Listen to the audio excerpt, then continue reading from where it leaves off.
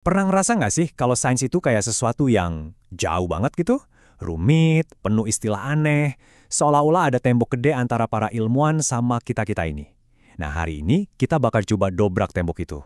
Caranya, dengan sebuah ide yang benar-benar revolusioner dari buku Sains sebagai Arsitektur Narasi, karya E.N. Nurhasanah. Buku ini ngasih satu pertanyaan besar. Gimana kalau kunci buat ngerti sains itu bukan soal ngapalin fakta, tapi justru sebuah cerita? Coba deh, kita pikirin bareng-bareng. Hampir setiap hari kan ada penemuan ilmiah baru yang luar biasa. Tapi anehnya, makin banyak informasi, kok kayaknya kita malah makin ngerasa ketinggalan ya? Seolah ada jurang yang lebar banget antara dunia sains yang super canggih sama kehidupan kita sehari-hari.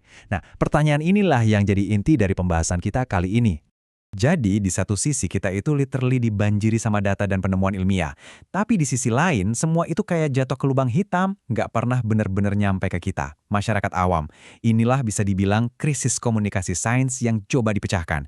Gimana caranya kita bisa ngebangun jembatan di atas jurang pemahaman ini? Oke, jadi dari mana sih sebetulnya masalah ini datang? Yuk kita mulai dari sebuah metafora yang kuat banget, konsep sains di Menara Gading. Coba bayangin deh, ada sebuah menara yang tinggi dan megah. Dindingnya dibangun dari istilah-istilah super rumit. Di dalam menara itu ada harta karun pengetahuan yang bisa mengubah dunia. Tapi ya itu, temboknya tebel banget, bahasanya asing banget, jadinya kita yang di luar cuma bisa ngeliatin dari jauh. Gak pernah bisa masuk. Nah, itulah Menara Gading Science. Dan ini bukan masalah sepele loh, dampaknya serius banget. Banyak kebenaran penting jadi terkubur di bawah jargon-jargon itu. Rasa penasaran kita yang alami jadi mati, karena kita ngerasa, gua nggak cukup pinter buat ngerti ini. Dan yang paling bahaya, tembok ini pelan-pelan bisa ngerusak kepercayaan kita ke sains itu sendiri. Ini masalah yang harus kita hadapi. Terus, apa sih akar masalah dari tembok ini? Kenapa tembok ini bisa ada? Ternyata, ada satu biang keladi utamanya, sebuah jebakan pikiran yang namanya kutukan pengetahuan. Gampangnya gini deh, kalau seseorang udah jago banget di suatu bidang, mereka tuh lupa rasanya jadi orang awam. Mereka udah nggak bisa lagi ngebayangin gimana rasanya nggak tahu apa yang mereka tahu. Ini bukan karena mereka sombong ya, ini beneran bias kognitif, cara otak kita bekerja. Sebuah kutukan yang akhirnya bikin komunikasi jadi mampet total. Persis seperti yang dibilang di buku ini, bahasa yang dipakai para ahli itu malah jadi semacam barikade intelektual. Bukannya jadi jembatan buat berbagi ilmu, malah jadi tembok penghalang. Nah, ini bagian yang paling menarik. Jargon itu ternyata bukan cuma soal kata-kata sulit. Ketika otak kita dengar istilah-istilah itu, secara otomatis kita bisa jadi defensif, seolah-olah nolak informasi itu. Jadi jargon itu bukan cuma bikin kita susah ngerti, tapi secara aktif menghalangi kita untuk mau belajar. Oke, kita udah paham masalahnya, kita udah tahu biang keroknya. Sekarang, solusinya apa dong? Nah, ini dia jawaban jenius yang ditawarkan buku ini. Arsitektur narasi. Inilah cara kita membangun jembatan pemahaman itu. Mungkin selama ini kita mikir kalau cerita itu cuma pemanis aja, biar data yang kering jadi lebih menarik. Tapi buku ini membalik total pandangan itu. Narasi atau cerita itu bukan cuma bungkusnya. Narasi adalah strukturnya, fondasinya. Jadi, apa sih arsitektur narasi itu? Ini bukan sekedar mendongeng.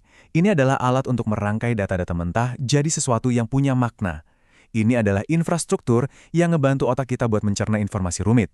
Intinya, inilah jembatan pengetahuan itu. Inilah cara kita ngasih nyawa dan emosi ke sebuah fakta, biar kita bisa ngerasalin dan yang paling penting bisa ingat. Dan ini bukan cuma omong kosong loh, ada sains di baliknya. Namanya Narrative Transportation Theory. Penjelasannya gampang banget. Pernah nggak lagi asik nonton film atau baca buku, tahu-tahu udah berjam-jam lewat, sampai lupa segalanya? Nah, itu dia. Kamu lagi tertransportasi ke dunia cerita. Saat itu terjadi, filter di otak kita tuh jadi lebih longgar, pertahanan kita turun. Makanya, pesan-pesan dari cerita itu jadi lebih gampang banget masuk dan kita terima. Keren banget kan cara kerjanya? Oke, terus gimana cara prakteknya? Kuncinya ternyata sederhana banget. Kita harus menemukan kembali sisi manusiawi dari sains, kita harus mencari tahu kisah orang-orang di balik semua angka dan data itu. Ada 3 kunci praktis buat melakukan ini. Pertama, jangan takut nunjukin kegagalan. Ceritain aja momen-momen waktu eksperimen gagal total atau hipotesisnya salah. Kedua, tunjukin kalau proses penemuan itu berantakan, nggak lurus dan mulus. Dan ketiga, lewat 2 cara tadi, kita bisa mengubah citra ilmuwan dari sosok jenius di atas menara gading jadi manusia biasa yang gigih, seseorang yang relatable buat kita. Kutipan ini benar-benar ngena banget. Coba deh pikirin, pahlawan di film favoritmu. Mereka jadi keren kan bukan karena nggak pernah kalah, tapi justru karena mereka jatuh, berjuang, dan bangkit lagi. Nah, sama kayak ilmuwan, perjuangan dan kegagalan mereka lah yang bikin sains jadi terasa nyata, terasa manusiawi. Semua ini pada akhirnya membawa kita ke sebuah visi yang jauh lebih besar.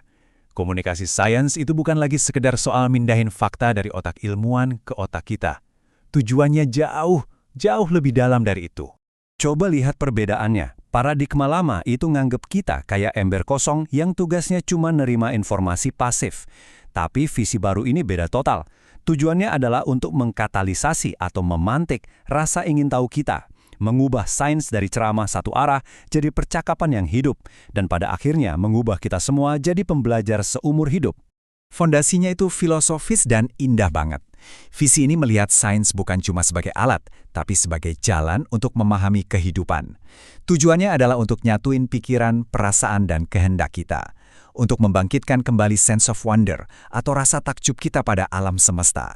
Dan untuk menjadikan setiap penemuan baru itu sebagai warisan kita semua, warisan bagi kemanusiaan. Jadi, pada akhirnya tujuan utamanya bukan cuma biar kita jadi lebih pintar, tapi untuk mengubah kita semua sebagai masyarakat jadi lebih penasaran, lebih kritis, dan lebih terkoneksi dengan dunia ilmu pengetahuan. Sebuah pencerahan kolektif. Jadi, kalau mau ditarik benang merahnya, apa sih inti dari semua ini? Mungkin ini. Sains itu pada dasarnya bukan sekedar kumpulan data dan rumus yang dingin. Sains, pada hakikatnya, adalah sebuah kisah. Kisah tentang rasa penasaran manusia yang nggak ada matinya, dan kisah tentang perjuangan kita untuk memahami alam semesta selangkah demi selangkah. Sebagai penutup, saya mau ninggalin satu pertanyaan untuk kita renungkan. Gimana jadinya kalau setiap penemuan ilmiah itu nggak cuma mencerahkan pikiran kita, tapi juga bisa menyentuh hati kita? Gimana kalau sains bisa jadi sumber inspirasi yang bikin kita merasa lebih terhubung satu sama lain dan dengan dunia ini? Nah, itulah dunia yang ingin coba dibangun oleh gagasan sains sebagai arsitektur narasi.